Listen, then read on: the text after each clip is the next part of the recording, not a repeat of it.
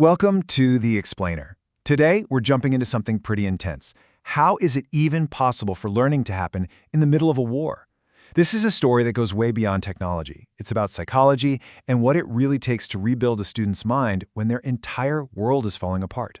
So let's just start with the question at the heart of all this. And it's a gut-wrenching one. If you're a student in a conflict zone, dealing with chaos and loss every single day, the question isn't, how do I solve this math problem? The real question is, why should I even try? Why bother learning anything when my future is literally up in smoke? And look, this isn't some abstract thought experiment. We're talking about a massive, massive number. The paper we're digging into uses a hypothetical 2026 war as a case study. And get this, 12 million students were affected by school closures in Iran alone. That number just grounds you in the staggering scale of this problem. Okay, so what's the first thing we think of in a crisis like this, right? Technology. You just throw tech at the problem. E-learning platforms, apps, you name it. It seems like the obvious solution. But let's take a look at how that actually played out when it was put to the test. You know, the Gulf states, they had some of the most sophisticated e-learning systems on the planet, all ready to go. So on paper, this was the perfect fix. Within days of the conflict starting, boom, millions of students are shifted online. From the outside, it looked like a total win for keeping education going. But, and this is the big but, the data tells a completely different story. Look at this. Despite all that amazing tech, student engagement just fell off a cliff. Teachers were saying students were there, sure, but they were like ghosts. Cameras off, zero participation. The technology was working perfectly, but the learning, it just wasn't happening. So that begs the million-dollar question, right? If the tech was fine, what went wrong? What was the real problem here? Turns out it had nothing to do with internet speeds and everything to do with what's going on inside our heads. Okay, so all of these platforms, they were built on an idea called single-loop learning. The easiest way to think about it is like a thermostat in your house. It's great at correcting errors, right? If it gets too cold, it turns the heat on. But it never stops and asks, hey, should we even be heating this house to 72 degrees? It just assumes the goal is correct. That's single-loop learning. It helps you get better at a task, but it assumes you already want to do the task in the first place. And that's why it failed. To really get it, we have to forget about the apps and the platforms for a minute and zoom in on the human brain, specifically a human brain under the unbelievable stress of war.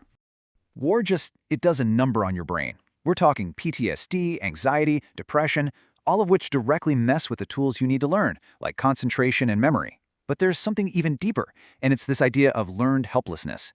It's this soul-crushing belief that nothing you do can possibly make a difference. And if you truly believe that, then why on earth would you try to learn algebra? This chart just lays it out so clearly. There's this theory in psychology that says to feel motivated, we all need three basic things. First, autonomy, the feeling that you have some choice. Second, competence, the feeling that you're actually good at something. And third, relatedness, that sense of connection to other people. Now think about it. War comes in and just obliterates all three. Your choices are gone, you can't feel effective when your school is closed, and your community is scattered. It's a direct assault on the very engine of human motivation. Okay, so if throwing better technology, the how, at the problem is a total dead end, what's left? Well, maybe we've been asking the wrong question all along. Maybe we need to stop focusing on the how and start rebuilding the why. And that brings us to the absolute core idea of this whole paper. It's this shift from that single-loop learning we talked about to something called double-loop learning. So single-loop asks, how can you get better at this? But double-loop learning takes a step back and asks a much more fundamental question. Wait a minute, why do you even believe this is worth doing at all? It's not about correcting the action, it's about questioning the entire premise. So you see, double-loop learning isn't really about teaching math or history. It's about performing a kind of psychological reconstruction. It's a process designed to help a student find that belief again.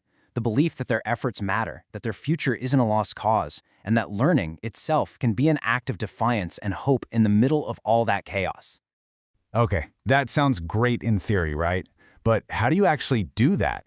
How does an idea like this work for a real teacher on the ground? Well, let's get practical. This isn't just a philosophy, it's a set of real actions. It's not one magic trick, It's a whole new way of thinking about feedback. It's all about making a student feel psychologically safe. It's about things like the teacher's calm presence, which sends a nonverbal signal that says, "You're safe here." It's using simple routines to create a little island of predictability in an unpredictable world. It's even changing what success means. Maybe success today isn't a good grade, but just helping a friend. It's feedback that's designed to heal the person, not just fix the homework. And they've boiled all of this down into a really simple, powerful cycle called CARE. It stands for calm, attend, relate, and engage. And each step is a direct counterattack on that feeling of helplessness. First, the teacher has to be calm, to project safety. Then, they attend, they really see the student, not just the assignment. Then they relate the lesson to the student's actual life, making it feel relevant. And finally, they engage them with a small, winnable task to start rebuilding that sense of, hey, I can do this. It's brilliant. So when you step back and look at the whole picture, you start to see that this is so much bigger than just a crisis response plan. This is about rethinking what education is even for when everything else has fallen away. And this quote from the paper just says it all, really. Living through crisis generation is not merely learning to survive. It is learning to build, and feedback is the bridge between survival and construction. Wow, so education isn't just about holding on. It's about giving students the tools they need to actually build a new future for themselves. And feedback, that's the bridge. And that kind of leaves us with one last big provocative question to chew on. If this is what it takes to learn in the most extreme circumstances, if you need to feel safe, connected, and purposeful, then what are we missing in our own schools right now in peacetime? Maybe the lessons learned from the edge have something really important to teach us all.